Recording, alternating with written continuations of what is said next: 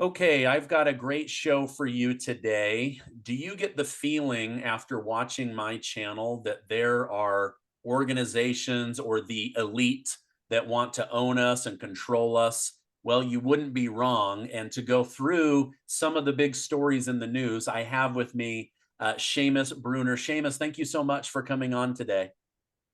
Stephen, it's always great to be with you. So, just for some background, so people know who you are, you're the author of Control Oligarchs, Fallout, and Compromised. You're an author, you're a writer, you're a journalist. I want to get your thoughts on two things, really. I'm watching these sham trials with Donald Trump in New York City. And the last few days, I started reading how District Attorney Alvin Braggs was actually selected and funded by George Soros and his organization. This makes me very nervous. I don't think he's a good person. I don't think he is an America First person. Tell my audience about George Soros and why he's working so hard to control local justice departments and switch up the way that we handle criminals and dealing with crime. Let me know what's going on with this guy.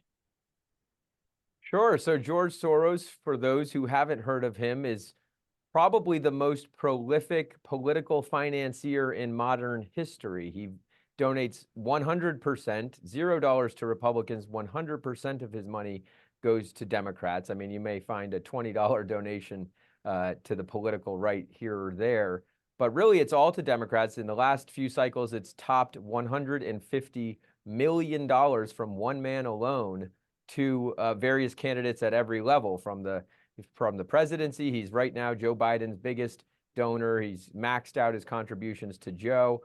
And his son, Alex Soros, is actually taking over the Soros money empire. It's a $25 billion dark money empire, and it is underneath a series of organizations where they keep this money. Is called the Open Society Foundations, but there are hundreds of Soros entities, both founded by him or funded by him, and they have all kinds of names. We could spend hours and hours and hours just listing the names of the entities. But George Soros, where he came from, he is a financier, hedge fund manager. He's got the Soros Fund. He goes back 50 years in funding or in hedge fund and various investment things. He's a currency speculator, so he trades currencies. What most investors don't trade actually is he actually invests in whole currencies, and he's known as the man who broke the Bank of England. So he shorts, he does a lot of shorting of currencies and shorting of stocks. He's actually caused numerous financial crises. The Bank of England one was 92, but he also helped crash the ruble in Russia in the 90s. He caused the Malaysian financial crisis, and he does this by shorting the entire country's currency. So he's a big player. And bringing that forward through today, I mentioned he's the most prolific financier, and that's because he does that in a number of ways. I mean, you as a person can donate $2,700 to a federal candidate, and there's various limits on what you can give to the actual candidate's campaign at every level, right down to district attorneys and even dog catchers. He maxes out that, but then he's got the dark money. This is what the left is constantly decrying as so-called political dark money, and that is funding 501c4s or various super PACs. These are different types of corporate entities that have different disclosure requirements. And so super PACs, they don't actually require disclosure, and there are no limits on how much one can put into a super PAC. And so he's got various super PACs, the Democracy PAC, Democracy PAC 2. They have very generic names. Oftentimes they're sort of misnomers because he's very much against democracy. He thinks he can buy elections to subvert the will of voters. And so then you get to, so layer one of like legitimate political giving is giving to the candidate. Then you go down a layer, you're at layer two in the super PACs and the dark money. And that's where most Wall Street guys and big money interests stop. They stop at the super PAC level.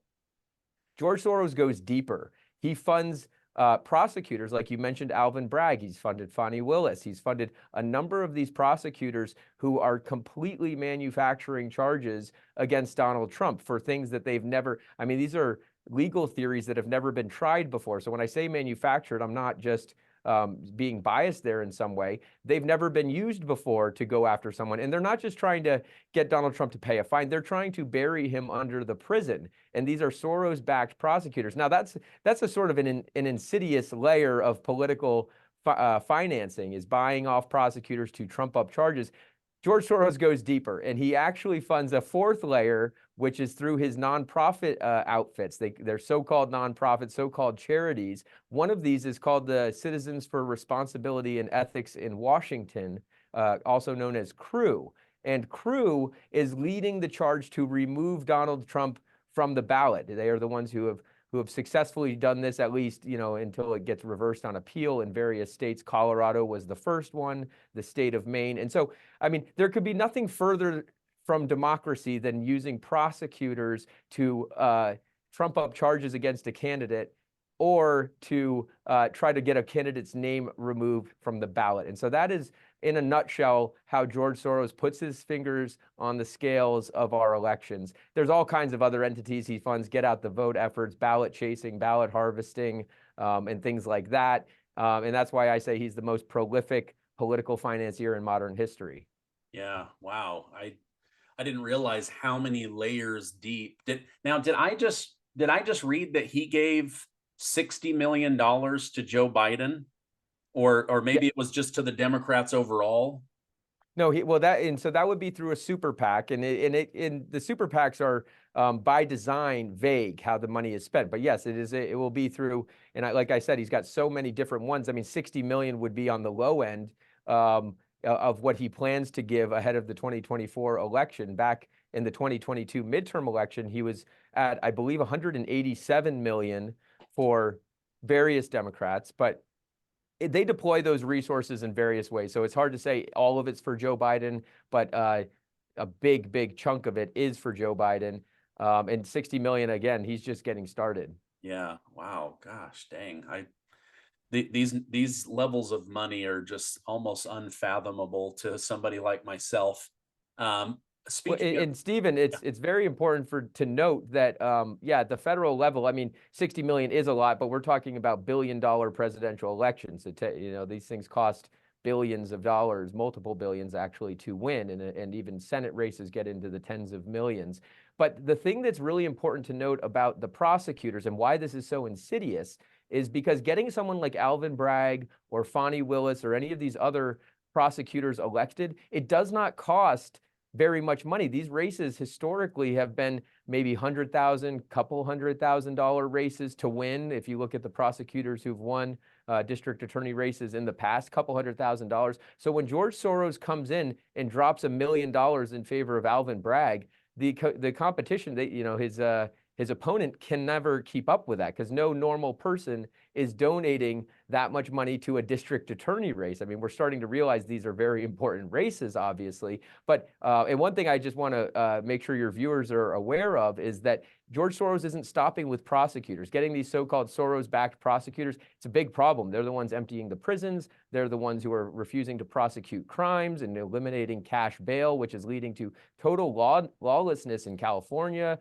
You had Gascon was a really bad one, and there's so many others. But he's actually focusing on sheriffs now. Sheriffs races are the next frontier for George Soros, because the sheriffs actually have an enormous amount of power to protect the Constitution, to protect their citizens. If you start getting Soros-backed sheriffs, you can expect things like gun confiscations to rise, and they will treat red flag laws, kinds of things. These are the things that your sheriff's department will be able to do. And so if you get a Soros-backed sheriff in your county, that's a big problem. So you need to be looking at your sheriff's races and identifying who's funding that.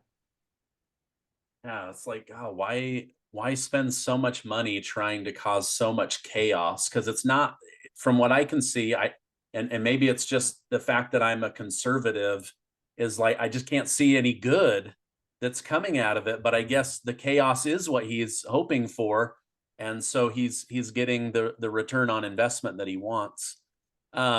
Speaking of people getting the return on investment that they want, this to me sounds like science fiction, but then I saw politicians debating this. Bill Gates and his organization and others are now trying to sneak vaccines into our food, lettuce, tomatoes, things like that. And they're trying to get the government to look the other way, not involve the FDA. Bill Gates has admitted on dozens of occasions that vaccines are his greatest return on his money. Why is he working so hard now to force the government to collude with big pharma and also big agriculture? And is this why he's buying up more land than any other American? Yeah, you've touched on a number of things, and they're actually all related. The thing that Bill Gates is invested in, a lot of people don't see the connection between his agriculture investments, his pharmaceutical investments, and his pushing the government to enforce regulations that help those investments. And actually, so it's an interesting story that will tie it all together. I might have talked to you about this before, but a lot of people don't really know about this. And it's called the Embrace, Extend, Extinguish strategy. Microsoft pioneered it, and antitrust regulators. So back when Bill Gates was running Microsoft, this is the 90s, the company got into trouble with antitrust regulators because they were engaging in anti-competitive business practices. And so what the DOJ uncovered in subpoenaing all of the corporate emails and Bill Gates's emails, and he had to testify and give a lot of depositions, they uncovered this strategy that was called Embrace, Extend, Extinguish. It had 3 phases. In the Embrace phase, Microsoft would enter into an industry, a new frontier in computing. The example of that trial was the internet browser industry. So they would embrace the standards of the time. They would act like they're just another player in this game, and there's nothing to see here. We're not doing anything anti-competitive.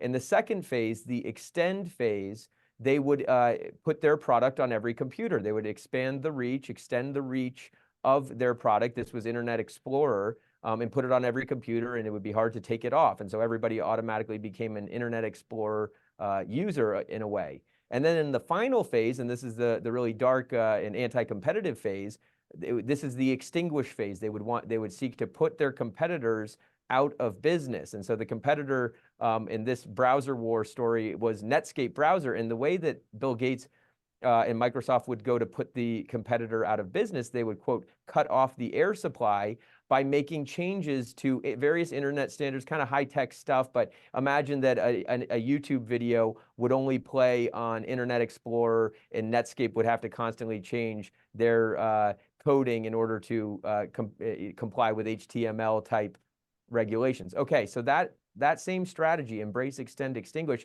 Bill Gates is using it both in the pharmaceutical space with vaccines for humans, and the agriculture space with all of his farmland purchases. And what you've touched on here with the vaccines for animals is like a crossover between the two. And so here's how it works in the agriculture sector. He embraces the standards of the time. He says, oh, I'm just going to buy a bunch of farms and nothing to see here. I'm not going to make any waves. I just want to diversify my investments into agriculture. Then he goes on the shopping spree, that's the extend phase, and buys up more and more farms. He's now the largest private owner of farmland in the United States. He's got close to 300,000 acres. Now we are in the middle of the extinguish phase, where he puts all of the farmers out of business by pushing for changes to rules and regulations governing farming. And so they do this under the guise of climate change. They say that cows emit too much methane. We need to eliminate well, it's really taxes on the farmer. So if you're a rancher, or if you aren't using the right fertilizers on your crops, now you've got to pay taxes, you got to pay fees. Suddenly you find you can't turn a profit. Meanwhile, Bill Gates' farms, he can subsidize endlessly. He can comply with a lot of the regulations that he and his lobbyist helped write. And then how does that relate to the mRNA products that they are forcing to our cattle and other livestock to be injected with? Well, it's the same thing with pharmaceuticals. And this is really all of the above has to do with patents. They want to put the competition out of business, and actually a patent grants the patent holder a 20-year-long monopoly. And so Bill Gates has always been fairly obsessed with patents, with licensing his software, making it so that you can't share things, that you have to pay in an ongoing way for his products. And if you think about, and this is what he's doing, where he buys up the fake meat companies, while meanwhile pushing the cows out of business. Beyond Meat, he was one of the earliest angel investors in Beyond Meat. Impossible Foods, one of the earliest investors with tens of millions of dollars he poured into these companies. Guess what? He only invested after those companies had received patents. And a lot of people can't really fathom, wait, you're saying they're patenting proteins? Yes, they are patenting proteins that grants them a monopoly on the new fake meat patty that supposedly tastes just like real beef. Spoiler, it doesn't.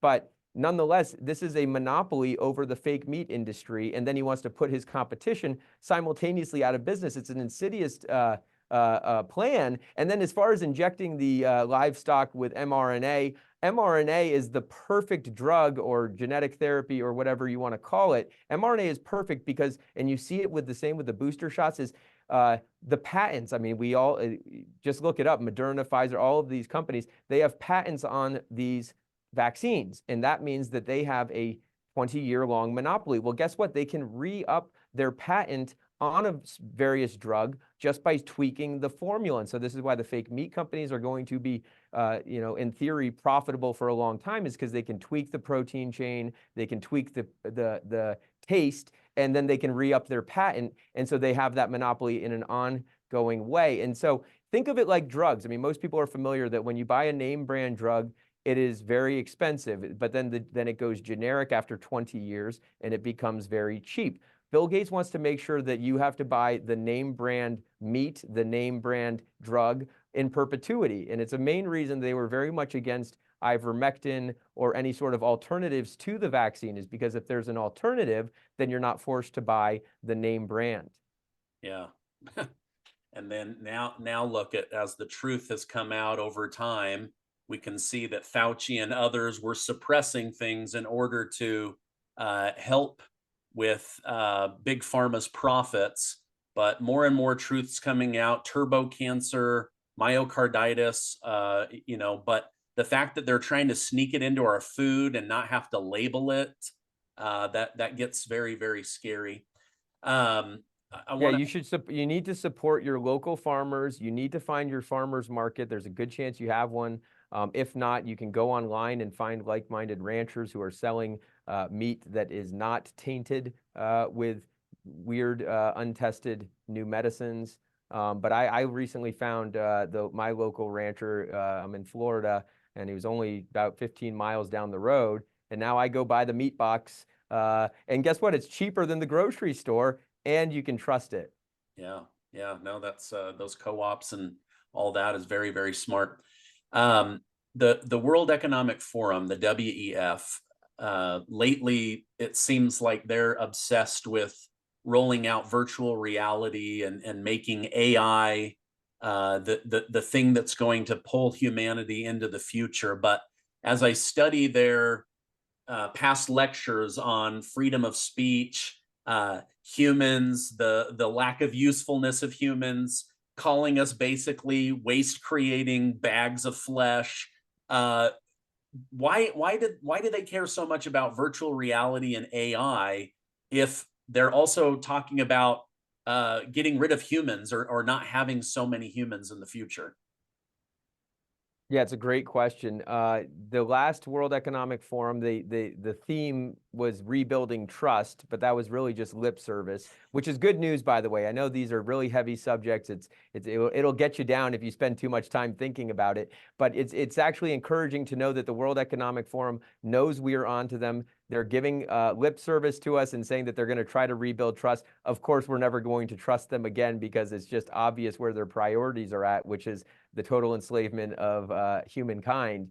But the real theme of Davos this past January was artificial intelligence, and they are all in on artificial intelligence. I don't think I need to tell your audience that it is everywhere. It is growing. And so what is this all about? Is it really about making your life easier? Is it really about giving you tools to help you do your job quicker? and all around the betterment of humankind? Or is it a total digital prison that they are seeking to lock us into? And that is precisely what it is. It is a socialism machine, is what artificial intelligence endeavors to do. Because, and you just ask any of this World Economic Forum thought leaders, Yuval Noah Harari, I believe you alluded to, with useless humans is what that he says we're going to become in this new sort of fourth industrial revolution. I mean, there's all kinds of terms that are largely synonymous, but fourth industrial revolution is what Klaus Schwab calls this, metaverse, AI, digital future. Also, transhumanism touches very much on what their goals are. And it's important to know that transhumanism is actually just a stepping stone to a post-human future. And that is what these guys are. I mean, it's hard to believe. You don't want to believe it, but they are truly anti-human. They don't like the peasant class. You can hear the sort of the disdain on Yuval Noah Harari's words as he speaks of useless classes of people. And what are we going to do with all of these useless humans who have been replaced by robots and AI? He says that they're just a combination of drugs and video games is our the future we can look forward to. I totally reject that. We need to resist it. But here's why I say that artificial intelligence is a socialism machine. Is Sam Altman, the head of ChatGPT maker OpenAI, is currently conducting the largest universal basic income study, UBI study, that's ever been conducted. And what's the connection between AI and UBI? Well, Sam Altman knows that when ChatGPT and these other artificial intelligence tools and automation tools really take off, it's going to put large sectors of the workforce out. It's going to take jobs from tens of millions of people. I mean, the low end estimates range from 40% up to upper range estimates of 80%. I mean, that many jobs could be disrupted in a negative way, obviously, by this AI revolution. And so, I'm not going to make a determination of what percent it is, but it's not 0%. You already see it happening. You can see the videos on social media of people sitting in their car, crying about, tragically, I'm not, downplaying it. They're very sad because they can't afford to live anymore. They can't find a job. People with college degrees are being offered jobs of, very menial type jobs that AI can't yet do. And so, is this all by design? I believe it is. It looks like it is, and they seem very encouraged about it. And Sam Altman, he's said that the UBI studies, he's calculated the exact dollar amount that he can give to you once your job has been replaced by AI, $13,500. And you might think that that would be nice to get $13,000 a month. No, that's per year. He will give you $13,500 per year, while his company is going to be $1 trillion company probably within 5 years if things progress the way they have. It went from a nonprofit in the shadiest corporate history ever. ChatGPT and OpenAI went from a nonprofit, that means tax deducted, tax subsidized entity, to a for-profit entity that's now worth close to $80 billion. So it's wild how fast it's growing, how fast it's taking off. You need to be aware that as you use these AI tools, they are making your life better, but you just might be training your replacement, where all of a sudden you're not needed anymore. In a lot of fields, graphics and video editing and a lot of the creative fields. And so it's something that we need to be aware of. We need to know the motives behind it, and you can find them all in the book. That it is about control. That's the ultimate end goal here. This is about control. And I've probably rambled a little bit too much here, but I could tell you a little more about how AI will lead to a digital currency, a digital ID, all of these things that we've heard about. But that's probably enough for me for now. And they're probably going to slow boil us, instead of just rolling it out. It's like, hey, there's too much germs on money. Hey, let's just get some of these robots in to start, the mandatory $20 an hour minimum wage for restaurant workers in California. What are they doing? They're literally buying robots. I've read the articles every single day. They're getting AI. Now I went to a Taco Bell because my daughter wanted to try it the other day. I couldn't even talk to a human. I was like, hello, anyone take an order? They just pointed at a computer. I was like, oh my gosh, we've lost humanity, right? And we don't need Skynet and a Terminator. What we need is Boston Dynamics and MIT to put artificial intelligence in a robot, and we're all screwed. Wow. I know, and the worst part about it is that none of us voted for it, and we can't vote for it, and that is really the control oligarchs' MO, is they are unelected. Nobody voted for Bill Gates. Nobody voted to put his experimental vaccines into our food. Nobody voted for Klaus Schwab or Yuval Noah Harari, and that's the point. They're unelected, and that means they're unaccountable. And if you want to circle back to George Soros, why does he want all of this chaos? Whether it's with the crime and the prosecutors who are facilitating lawlessness, or the border. He's a huge financier of illegal migrant caravans and resettling them right down the street from you. And what is the point? Like, is this guy just a sadist? Is he sadistic and he wants to hurt people? No. The number one goal of the control oligarchs, people like George Soros or Bill Gates, is to transfer power away from republics and democracies, republics like our country here, away from you and me. They want to take the power away from us and transfer it in the decision making to international organizations controlled by them. And so that would be things like the World Health Organization or the World Bank, the United Nations, the World Economic Forum, all of these supranational, multinational organizations where the decision makers are not elected, meaning they're unaccountable. That's what they want. They want a system like that. And so once you really understand that and what that means, then the chaos, then the border, then the destroying of our country in so many ways really starts to make sense. It's leading towards a sort of globalist totalitarian technocracy. Yeah. Oh my gosh. Okay. I want people to be aware of who these elites and these unelected pieces of garbage are, the tricks that they're trying to pull on us through government, NGOs, disrupting the border, global war, food control, money control. Tell my audience a little bit about your newest book, Control Oligarch, and then I'll make sure to put a link down below so people can go right to it. Yeah, so control oligarchs is exposing the billionaire class, their secret deals, and the globalist plot to dominate your life. You've got Bill Gates, Mark Zuckerberg, Jeff Bezos, George Soros, Klaus Schwab, and the entire World Economic Forum crew. That's on the cover, but there's so many more. You got Larry Fink, BlackRock, it's CBDCs, digital currencies, it's digital ID, it's the AI socialism machine, metaverse, all of it. You really need to know it. It is the globalist elites playbook for the next 5 years. It has got 100 pages almost of receipts, primary sources straight from the Bill and Melinda Gates Foundation annual reports. And I basically read thousands and thousands and thousands of really boring reports, but where the devil is in the details, so you don't have to. It's all backed up by the endnotes. And you can get that at all book retailers. You can go to controligarchsbook.com. It's the word control combined with the word oligarchs book.com. And yeah, thank you so much, Stephen, for having me on. I'm at Seamus Bruner on all platforms, X, Twitter, Instagram, all of it. Okay, great.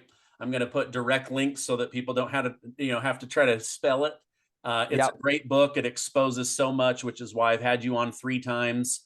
I want my community to know about this stuff because it's scary, but we've got to know this information so we can make good decisions. Seamus, thank you so much for coming on. I hope you have a great rest of your day. Thank you, Stephen. Same to you.